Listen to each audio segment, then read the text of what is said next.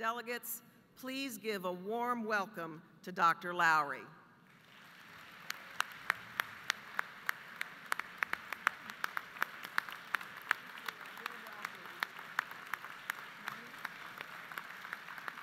Thank you. Hi. Good morning. So I understand one of the main reasons that I'm here is for question and answer, so I'm going to let you ask me questions. Make sure you get them in. You've probably heard a little bit about my background, so we won't go into that. What I will start off by saying is thank you. Thank you for allowing me the privilege to serve as your state superintendent. Before I came to Maryland, while I was still in Delaware, I did have an opportunity to work very closely with many people in the state around some of the same work that we are now engaged. I had the opportunity to sit down with the team, and I'll tell you why. When I became the state superintendent, secretary in Delaware, we were looking to get our strategic plan together, and we wanted, of course, to look at the best practices. And at that time, Maryland had been the #1 state in the country for 2 years in a row. So in speaking with the people from College Board, I asked them if they could get me an audience with the people in the Department of Education in Maryland so we could talk to them about what was going on and why. And I had the opportunity, as soon as I came on board as secretary, to come meet with Dr. Grasmick and her team and just to walk through the data. And now that I've actually come into the state and visited every district, and before visiting every district, really looked at the data, I don't know if it's the chicken or the egg. I mean, strong state leadership is certainly important, but what I am finding is that we have some of the most talented people I've ever met in the districts in the state of Maryland. So congratulations to you for all the hard work you've done over the years, because now you're in your 4th year of being the #1 state in the country.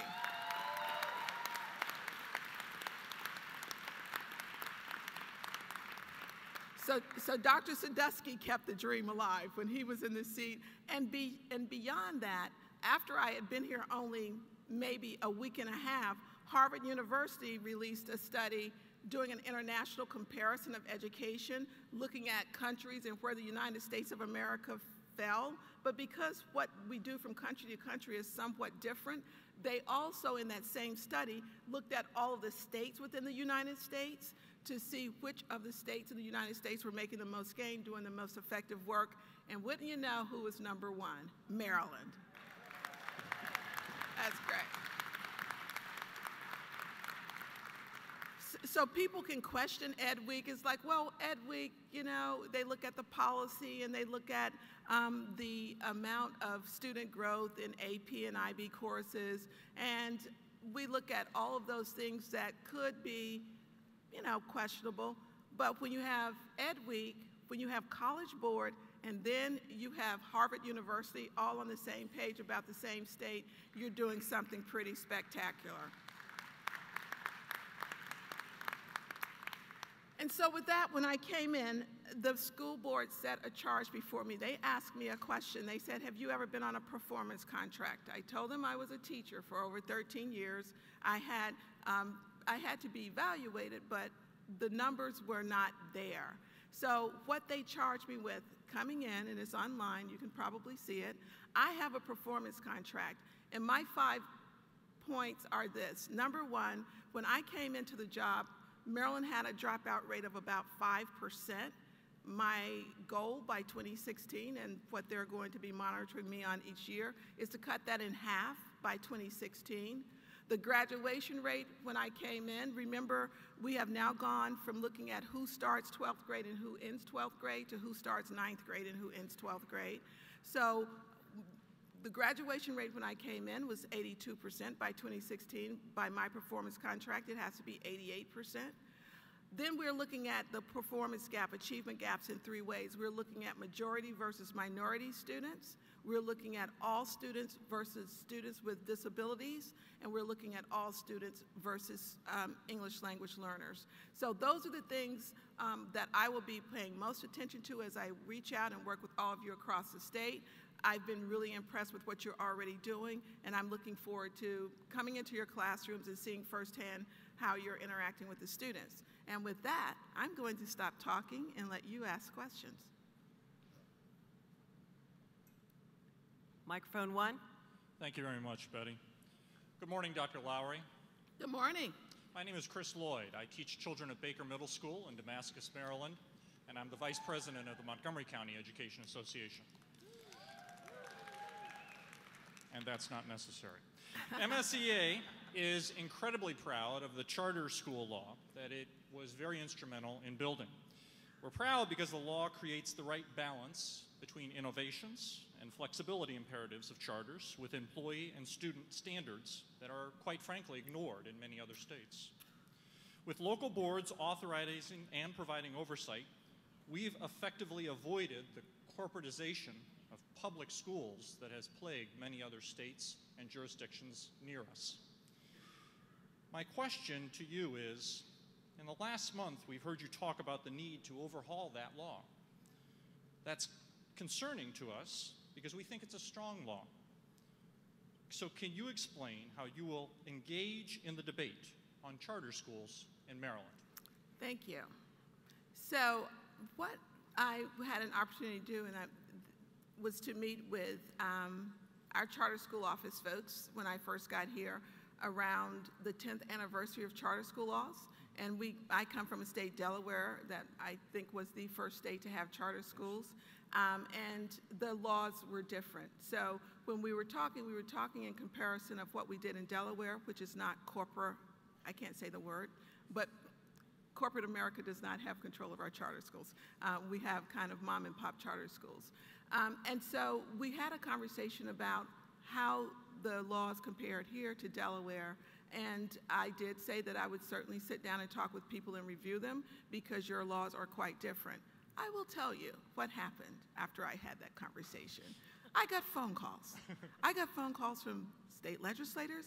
I got phone calls from the governor's office saying, that is not a conversation we're going to have right now, so I don't think you need to worry about that. Thank you very much, Dr. Message received. Got it. Sure. Microphone 2.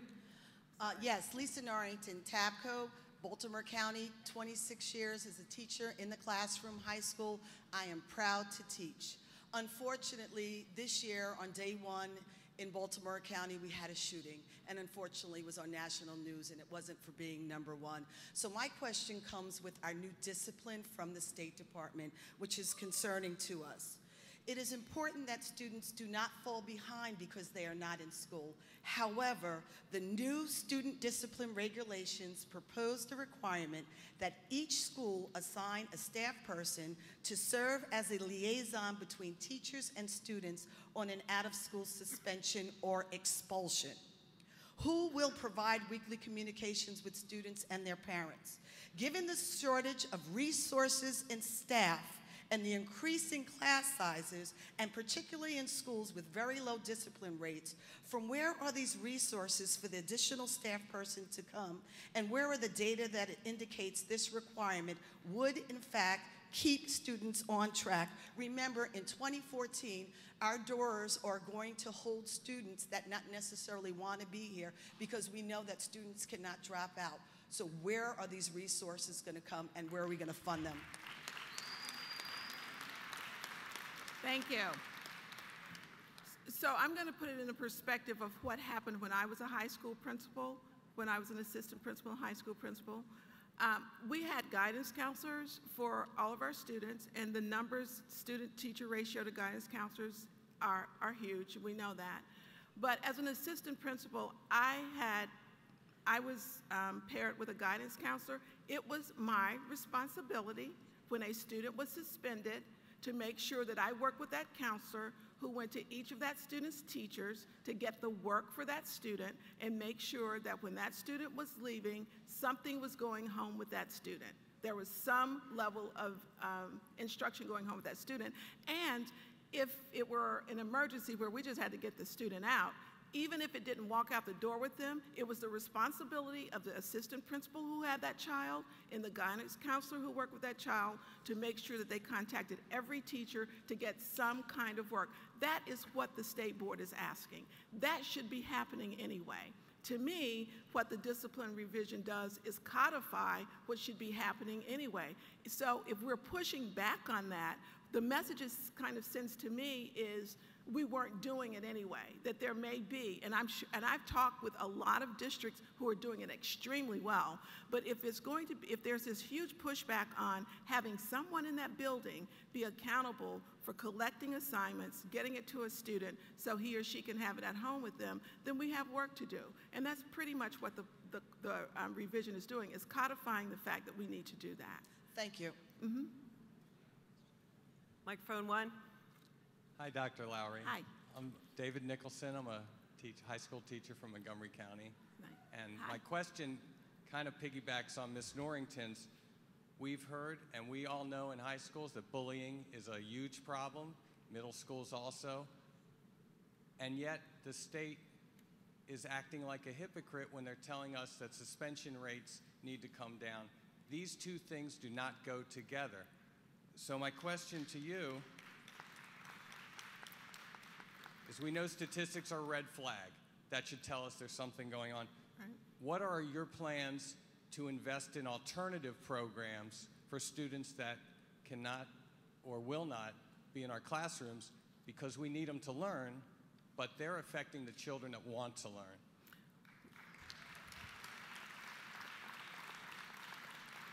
One of the things that the revised COMAR, the regulation, does is give individual districts flexibility. One of the things we're going to do at the next board meeting is have 3 districts present to the state board, 3 districts from Southern Maryland, Central Maryland, and I think the other is from Eastern Shore, who already have in place Baltimore City is the other one, who already, not Eastern Maryland, Baltimore City, who already have programs in place where they have programs based on their Title I funds or their Title II funds. They found ways through discretionary funds they have at the district level to develop programs for these students so that they're in school. What the point is, and you know better than I, we are going to have a safe and secure environment. No one is in any way trying to infringe upon that. But the other point is, if the students aren't in school in some kind of structured environment, or to the question that was asked previously, staying engaged in teaching and learning, if they're out for 3 days or 5 days and they come back, there's the disruption again, because they're in behind the 8 ball. They have missed a lot of instruction. These are probably students, for the most part, who weren't as meticulous about their learning as they should have been. So the flexibility that we have already afforded to local jurisdictions has proven to be beneficial, because many of them, more than not, have come up with creative ways to address that. So to your question, my answer is, what am I going to do to make sure there are alternative placements? I'm going to continue to learn more and more about the districts, learn more and more about what they are already doing, and make sure that I can share best practices across the state. Thank you. Microphone 2. Good morning, Dr. Lowery. I'm Debbie Pappas from Allegheny County Teachers Association, president representing 750 members. And I welcome you to Ocean City, and thank you for dialoguing with us this morning. My question pertains to communication between MSDE and local leadership. I think that needs to be strengthened. We're feeling very disenfranchised on many issues, and not the least of which is teacher evaluations, and that's state mandated by our Education Reform Law of 2010. So I would like to know if there's a plan.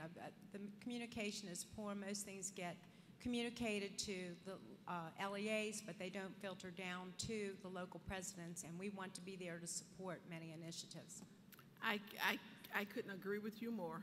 I absolutely agree with you. Recognize it as soon as I walked in the door. And it's nobody's fault, But the fact of the matter is, we do meet with the superintendents once a month. The assistant superintendents in this department meet with assistant superintendents once a month. I don't know if it's they get back to their districts and a bus accident happens or whatever. We have said to them, and Betty and David have heard me say this, and I am going to push this. We expect for the locals to be at the table because, let me tell you, I know better than anyone, if the teachers aren't there, we aren't going to get any of this work done, none of it. So we have done something that we hope will help a lot.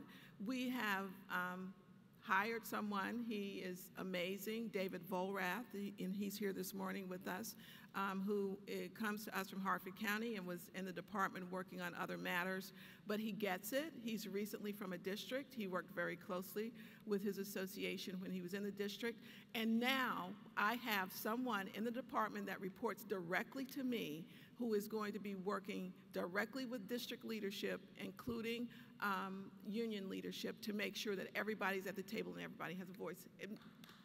Where are you, Dave? Is Dave here? There he is. He's trying to hide in the back of the room. There he is. I'll make the connection. Thank you. Thank you. Okay. Microphone 1. Good morning, Dr. Lowery. Thank you very much for taking time out of your schedule to come here today. Sure. I hope that this is something that you will do again and again, because I think it's great that we have an opportunity to talk to you. Absolutely. My name is Joshua Rubin. I am a teacher at Albert Einstein High School in Kensington, Maryland. I teach students with severe and profound special needs. My question to you today is about the bane of my and many other special educators' existence, the Alt MSA. I'm not going to spend time outlining why I think it's a bad test, because that wouldn't be a good use of anybody's time. But my question to you is, now that we are rolling out Common Core standards for the general education curricula, what kind of adjustments can we expect to be seen to the Alt MSA when the PARCC tests come out? And also, is there any chance that we're going to move away from a portfolio assessment that is created by the teachers and move more towards something that's actually standardized, created by the state, similar to what states like Michigan, Pennsylvania, California, and even Kentucky have? I'm sorry, I'm ashamed to say that Kentucky is ahead of us in this way. So I just want to know Sure. what I can look forward to as the PARCC assessments get rolled out for general educators for the most disabled students in the state of Maryland. So thank you for the question, and it kind of speaks to the communication piece that was previously asked. I will get the information to make sure that Betty, when we're sending things out to our superintendents on Fridays that have anything to do with matters that impact teachers, Mary Gable and Dave Volrath and others in the department are trying to get it to Betty, so MSEA will have it and can use their database to get it out. But you will be pleased to know, and I will make sure that as this evolves, that I get this information to Betty, that Achieve, the organization that is working with Pearson and ETS to develop our assessment, is using the universal design for learning as a matter of differentiating the assessments. So, Pearson doesn't do the Alt MSA the same way that the rest of the tests in the state are run. Right, but Pearson is now working for Achieve, who's working for the 23 states that are PARCC consortia, so they're developing the tests that we want. We're not buying a Pearson test off the shelf. Pearson is at the table with ETS developing the assessment with us. So what... And is the test based on alternate state standards going to be different from what we have now, or are we going to be expecting more of the same?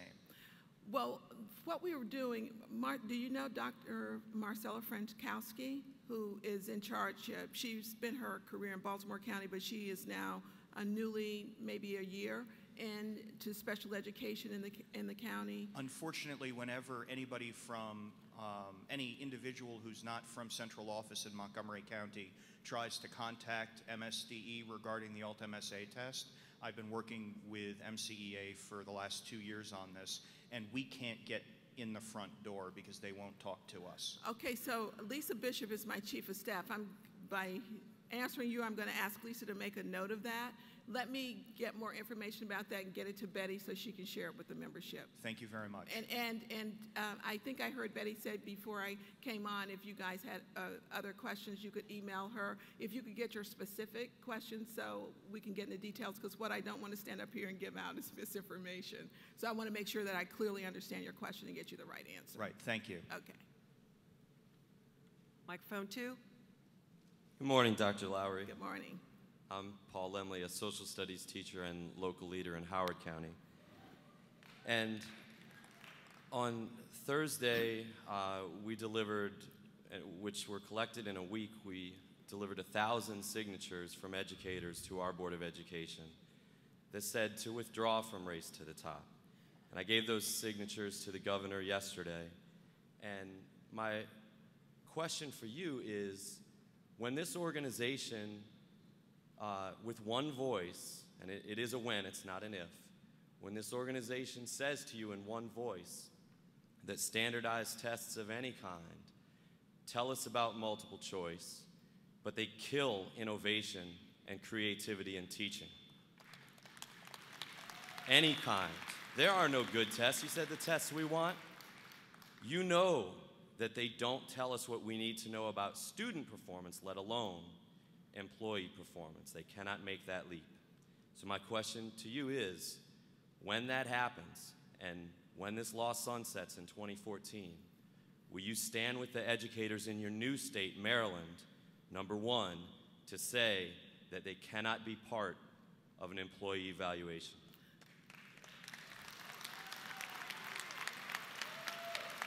Thank you.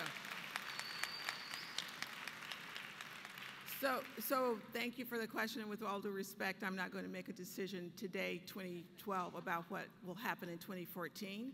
What we will do with all of you at the table through your representatives is look at those 2 years worth of data that we have collected, and as a state, collectively, we will decide what is the best path forward for us. I will promise you that.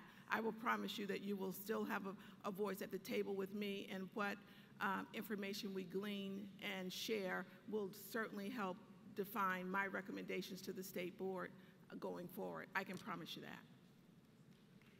All right.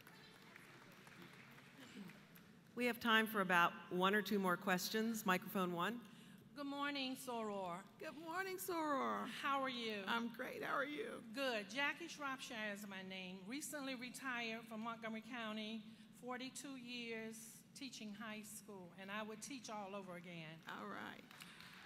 My question to you is, will you review the age requirement to attend kindergarten, since children are smarter younger? And is there an appeals process for parents whose child misses the testing deadline by 2 weeks, or children who turn 5 within the calendar year?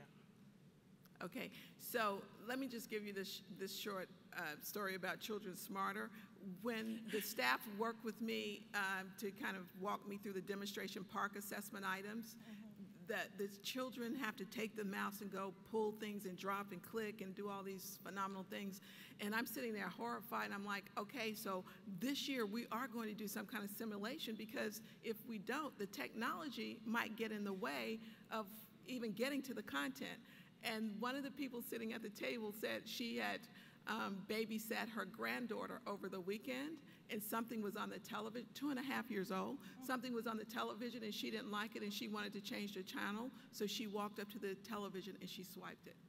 So they are being exposed to things far earlier than we ever have been. Now, so the answer to your question's 2 parts. Number one, you know that we have the Early Learning Challenge grant where Dr. Rolf Graf-Wallner is working particularly with the 0 to 5 providers.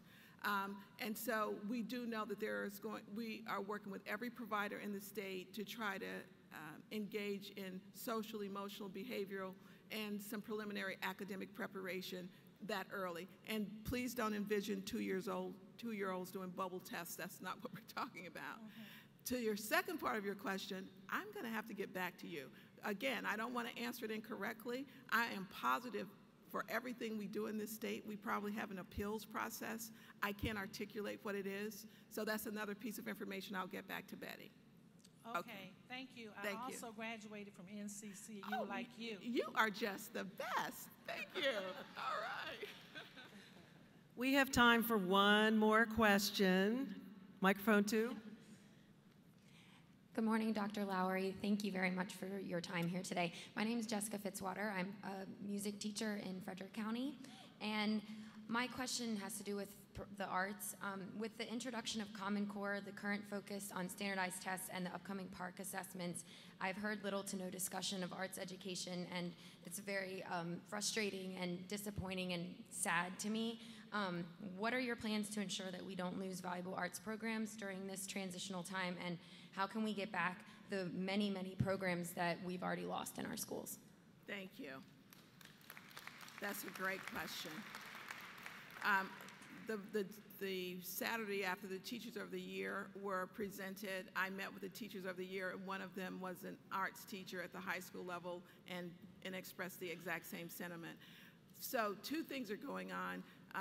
One is about funding programs, I guess, with some of the restrictions around budgetary concerns. Local jurisdictions are making decisions. So I just want to, I'm not shifting blame at all.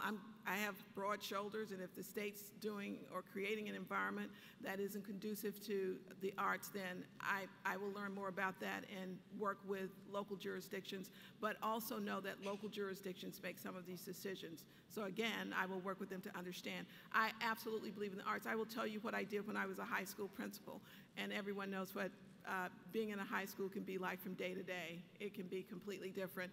After I'd had a crazy, crazy day, in the middle of it, I just get up and walk down the hall. It was down at the end of the hallway, and go into the orchestra room and just sit in the back of the room and listen to them practice, or the choral room. I know the importance of arts. When I was in Fairfax County, I was a member of the Fairfax Symphony Board. So I am a huge proponent of the arts, and let's stay in touch about that. May I ask a follow-up question? It's very short.